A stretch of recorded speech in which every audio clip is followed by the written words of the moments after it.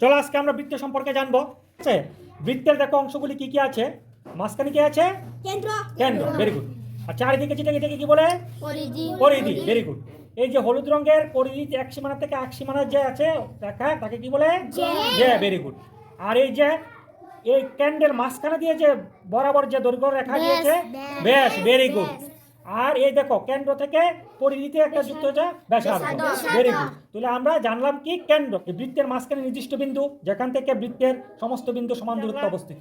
ব্যাস বৃত্তের দুটি বিন্দুকে সংযুক্ত করে এবং কেন্দ্রের মধ্য দিয়ে যাওয়ার রেখার দৈর্ঘ্যকে ব্যাস বলে। কেন্দ্রের সাথে পরিধির যে কোনো বিন্দুতে যোগদানকারী রেখার দৈর্ঘ্য। এরপরে পরিধি। পরিধি কি দেখো?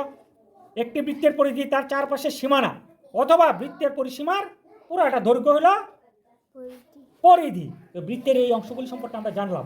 আগামীকাল আমরা বাড়ি থেকে কি করে আনবো? এগুলি বাড়িতে আঁকবো, একে এগুলি লিখে এনে আমাকে দেখাবে। সবাই বলো, মনে থাকবে?